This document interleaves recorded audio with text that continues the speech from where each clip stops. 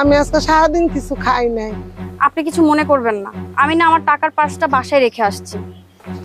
সামিয়া, এই নাও তোমার জন্য চক বানিয়ে আসি। আরে রাখো তোমার আইসক্রিম। না না মা, আমার টাকা লাগবো না, আমার টাকা লাগবো না।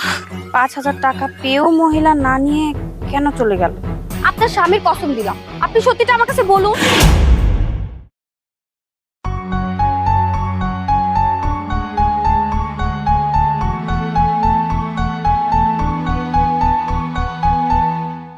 মা, আমার কটা সাহায্য করেন না, আমি আজকে সারাদিন কিছু খাই নাই। আহারে, আপনি সারাদিন কিচ্ছু খান নাই? দাঁড়ান, আমি আপনাকে টাকা দিচ্ছি।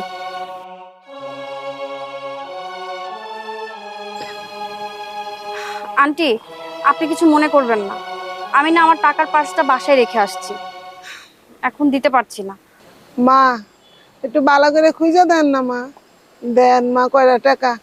আমি সারাদিন কিছু খাই নাই মা, আমি কিছু কিনা খাবো, দেন মা দেন। দাঁড়ান, আমি দেখছি। সামিয়া, এই নাও তোমার জন্য চক বানিয়ে আসি। আরে রাখো তোমার আইসক্রিম। এই মহিলাটা আজকে সারাদিন কিচ্ছু খায়নি, ওনাকে কিছু টাকা দিয়ে সাহায্য করো তো।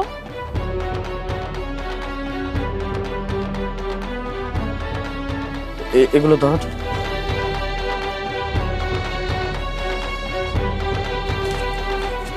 নাও, এই টাকাগুলো ওনাকে দিয়ে দাও। এই যে আন্টি, এই টাকাটা রাখুন। না না মা, আমার টাকা লাগবো না, আমার টাকা লাগবো না। আরে আন্টি দাঁড়ান, টাকাটা নিয়ে যান। 5,000 টাকা পেয়েও মহিলা না নিয়ে কেন চলে গেল তাড়াহুড়া করে? কে এই মহিলা? রাকিবের সাথে কি ওনার আগে কি কোনো পূর্ব পরিচিত ছিল? আচ্ছা একটা কথা বলো তো, তুমি তো কখনো কাউকে 50 টাকা দিয়েও সাহায্য করো না, আর এই মহিলাকে তুমি 5,000 টাকা দিয়ে দিলা। আচ্ছা, তুমি কি এই মহিলাটাকে চিনো? আরে না না, আমি কিভাবে এই মহিলাকে চিনবো? তুমি টাকা দিতে বলছো, তাই আর কি দিলাম। যে নাকি কখনো ভিক্ষাই দিতে চায় না, যেই আমি এই মহিলাকে টাকা দিতে বললাম আর 5,000 টাকা দিয়ে দিলে। আরে তুমি এত কথা বলতেছো কেন? আর মহিলাকে দেখে আমার মায়া লেগে গেল, তাই আমি 5,000 টাকা দিলাম। আর তুমি বলেছো না, এতে সন্দেহ করার কি আছে? চলো, অনেক লেট হয়ে যাচ্ছে, আসো বাসায় যাই। আসো। এই মামা, খানবাড়ি যাবে? হ্যাঁ যাবো তো, ওঠেন। সামিয়া, তুমি বাসায় যাও, আমার একটা জরুরি কাজ পড়ে গেছে, তো আমি একটু পরে আসতেছি। আচ্ছা ঠিক আছে। ঠিক আছে, যাও। আমি আসতেছি, যাও। হ্যাঁ, তাড়াতাড়ি চলে আইসো। রাকিবকে বলতেই মহিলাকে দেওয়ার জন্য 5,000 টাকা বের করে দিল, আর মহিলা এতগুলো টাকা পেয়েও নিল না, তাড়াহুড়া করে চলে গেল। এর মধ্যে নিশ্চয়ই কোনো কারণ আছে, আমার দেখতে হবে, মহিলাটাকে আমাকে খুঁজে বের করতে হবে। চলেন মামা।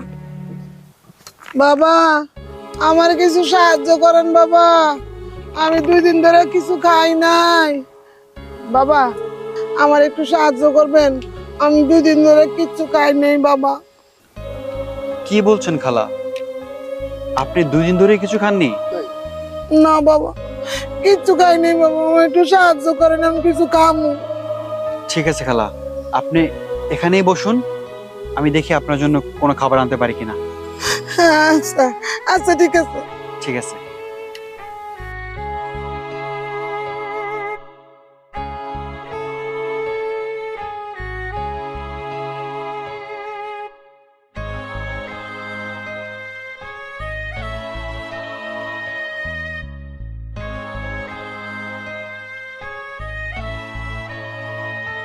এই নিন, আপনার জন্য রুটি আর কলা আনছি। আল্লাহ আপনি ভালো করবো বাবা, আল্লাহ আপনি ভালো করবো। এগুলো খেয়ে পানি খেয়ে নিন। হ্যাঁ আচ্ছা ঠিক আছে।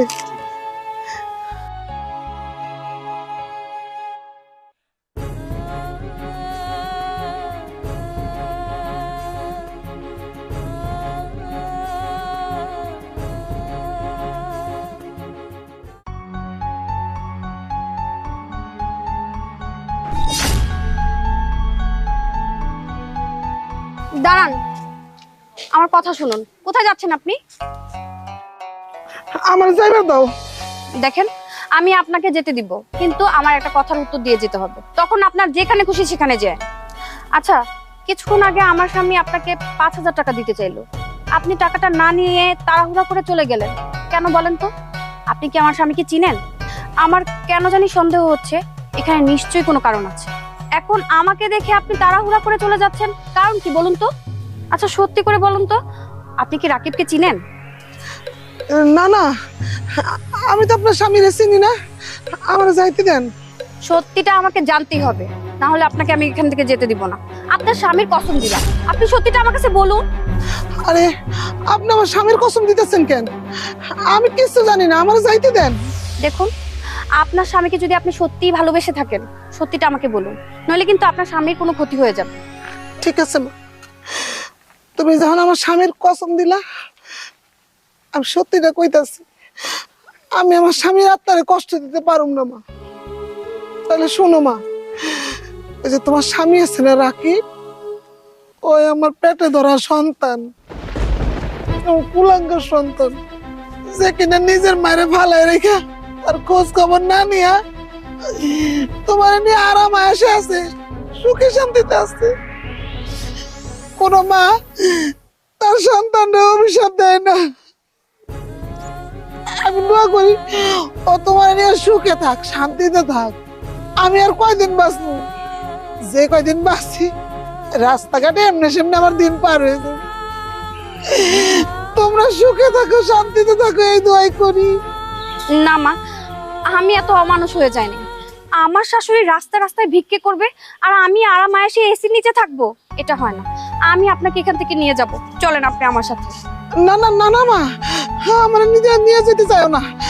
আমার নিয়ে গেলে তো তোমার সুখের সংসারে আগুন লাগবো মা। আমি চাই না এই বয়সে আমার জন্য তোমাকে কোনো ক্ষতি হোক। তোমরা সুখে শান্তিতে থাকো, আমি আর কিছু চাই না মা, কিছু না। যাও মা, তুমি এখান থেকে চলে যাও। আমি ভালো আছি, আমি ভালো থাকো, তোমরাও ভালো থাকো। না মা, আমি আপনাকে এখান থেকে না নিয়ে যাব না। মা, আমার ছোটবেলায় আমার মাকে আমি হারিয়েছি, আপনি আমার মা, এখন থেকে আপনি আমার মা হয়ে থাকবেন। আমার সাথে চলুন, আপনি না গেলে আমি অনেক কষ্ট পাবো। চলুন মা, চলুন। আরে না না বাবা, আমি থাকবো না।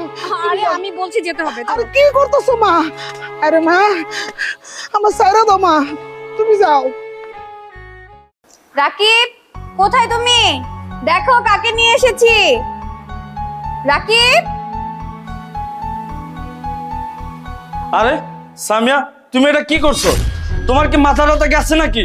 তুমি একটা পাগল রাস্তার ভিখারিকে বাসায় নিয়ে আসছো। এটা কি এতিমখানা নাকি মিসকিনখানা বলো তো? চুপ করো রাকিব, আর একটা কথাও বলবা না। তুমি যদি আমার স্বামী না হতে, তাহলে তোমার গালে আমি কষে একটা চড় দিতাম। ছি রাকিব, তোমার লজ্জা করে না? নিজের গর্ভধারণী মাকে অস্বীকার করছো, তাকে রেখে তুমি আমাকে নিয়ে এরকম আরাম আয়েসে থাকছো। ছি, আমার তো ভাবতেই লজ্জা লাগছে যে তুমি আমার স্বামী। একটা সন্তান এত নিষ্ঠুর কিভাবে হয়? যেই মা তোমাকে 10 মাস 10 দিন গর্ভে রেখেছে, সেই মা রাস্তা রাস্তায় ভিক্ষা করছে, আর সেটা দেখে তুমি অস্বীকার করছো। ছি, তোমার মনটা এত ছোট। আরে তুমি তো সীমারকেও ফেল করে দিয়েছো। আমি তো তোমাকে কত ভালো মানুষ ভেবে বিয়ে করেছি, আর তুমি আমার সাথে এত বড় প্রতারণা করতে পারলে? তুমি কি বলেছিলে তোমার বাবা বিদেশ থাকে, বিদেশ তোমার বাবার বড় বিজনেস আছে, আর তুমি আমাকে নিয়ে এই দেশেই থাকতে চাও। আমার আর আমার বাবার সাথে তুমি এত বড় ছলনা করেছো। আমার বাবার আমার প্রতি অগাধ ভালোবাসা ছিল বলেই তোমার সাথে আমাকে বিয়ে দিয়েছে। তুমি যেই ফ্ল্যাটে থাকছো সেই ফ্ল্যাটটাও আমার বাবার দেওয়া, তাই বলে এসব পাওয়ার জন্য তুমি তোমার গর্ভধারণী মাকে ভুলে গেলে? যেই মা তোমাকে কষ্ট করে লালন পালন করে এত বড় করেছে, সেই মাকে তুমি এরকম রাস্তায় ফেলে চলে এলে? না রাকিব, আমি তোমার মতো নিষ্ঠুর প্রতারকের সাথে সংসার করতে পারবো না। তুমি এই মুহূর্তে এই বাড়ি থেকে চলে যাবে। আমি তোমাকে সময় মতো ডিভোর্স লেটার পাঠিয়ে দেবো। তুমি যখন স্বার্থের জন্য তোমার মাকে অস্বীকার করতে পেরেছো, তাহলে তুমি আমার চেয়ে ভালো কিছু পেলে তুমি আমাকেও অস্বীকার করবে। তাই আমি তোমার মতো কুলাঙ্গার, এরকম বেঈমান মানুষের সাথে সম্পর্ক রাখতে চাই না। এই মুহূর্তে চলে যাও, এই মুহূর্তে চলে যাও তুমি আমার চোখের সামনে থেকে। দেখো সামিয়া, আমি ভুল করে ফেলেছি, আমাকে তুমি ক্ষমা করে দাও। আমি এরকম ভুল আর কখনোই করব না। আমি ক্ষমা করার কি? ক্ষমা যদি চাইতে হয় তোমার মায়ের কাছে চাও। তোমার মা যদি তোমাকে ক্ষমা করে, তাহলে আমিও তোমাকে ক্ষমা করব। মা, আমি অনেক অন্যায় করছি, আমার তুমি ক্ষমা করে দাও। বাবা, বাবারে, তোরে মানুষ করার জন্য আমরা স্বামী স্ত্রী অনেক কষ্ট করছি। তোর পড়াশোনা চালানোর জন্য, তোরে ঢাকা শহরে রাখার জন্য তোর বাবা এনে সে এনে অনেক ধার দানা করছে। এই ধার ধারার কারণে চেয়ারম্যান সাহেব আমাকে শেষ ভিটাটুকু লয়ে গেছে। তোর জন্য আমরা ভিটা ছাড়া হয়েছি। এলাকার চেয়ারম্যান আমাকে ভিটা মাটি রাইখা বাড়ি থেকে বাইর করে দিচ্ছে। টাকার অভাবে ওই বন্ধক রাখা বাড়িটা ছাড়াইতে পারিনি। রাস্তা রাস্তায় তোর বাপের নিয়ে পাগলের মতো করে ঘুরছি। তুই যে সে যে ঢাকা আইলি, আর একটা বারের জন্য আমাকে খোঁজ দিলি না। তোর বাবা তোর অন্য কত জায়গায় ঘুরছে, কোথাও পায়নি। শেষমেশ তোর চিন্তায়, বিটা বাড়ির চিন্তায় তোর বাপ ইষ্ট করে মরে গেছে। কি কইতাছো মা? বাবা মারা গেছে? না না মা, এটা কখনোই হইতে পারে না। শুধু কি তাই, একদিকে স্বামীরা হারাইছি, আরেকদিকে তোরে হারাইছি। আমি মহিলা মানুষ, আমি কই যাবো? কে আমার জায়গা দিব? তুই কো। এই দেখ, রাস্তায় একদিন অ্যাক্সিডেন্ট হইয়া আমার পাউডাও গেল। আমি কি করব? আমি আমার পেট চালানোর দায় রাস্তা রাস্তায় ভিক্ষা করতেছি। মাগো, আমি অনেক বড় অপরাধী মা। আমার ভুল হয়ে গেছে, আমার তুমি ক্ষমা করে দাও মা, আমার তুমি ক্ষমা করে দাও। আমার ভুলের লাগে তুমি আজকে পঙ্গু হয়েছো মা। আমার পাপের কোনো সীমা নাই মা, আমার তুমি ক্ষমা করে দাও প্লিজ মা। আমার তুমি ক্ষমা না করলে আল্লাহ আমারে ক্ষমা করবো না, আল্লাহ আমারে ক্ষমা করবো না। বাবা শুন, সন্তান যতই খারাপ হোক, মায় কোনোদিন বাচ্চার অভিশাপ দেয় না। মায় কোনোদিন সন্তানের খারাপ চায় না। হাজার হাজার যন্ত্রণা কষ্ট পাওয়ার পরে আমি তারা ক্ষমা করে দিলাম। আল্লাহ তারা তোরা ক্ষমা করে দেয় ভাষা। না মা, ওকে এত সহজে আমি ক্ষমা করতে পারবো না। ওকে আমি 1 বছরের সময় দিলাম, আর এই 1 বছর ও আমাদের সাথে কোনো যোগাযোগ করতে পারবে না। আর এই 1 বছর আপনি আমার সাথে থাকবেন, আর এই 1 বছরে ও নিজে ইনকাম করে আমার শ্বশুরের ভিটাবাটি ও বন্ধক থেকে ছুটানোর ব্যবস্থা করবে। চেয়ারম্যানের কাছ থেকে যদি ওই ভিটাবাড়ি ছাড়িয়ে আনতে পারে, তাহলেই বাবার আত্মা শান্তি পাবে। সেই দিনই আমরা ওকে ক্ষমা করব। যাও, তুমি এই 1 বছরে আমাদের সাথে কোনো যোগাযোগ করার চেষ্টা করবে না।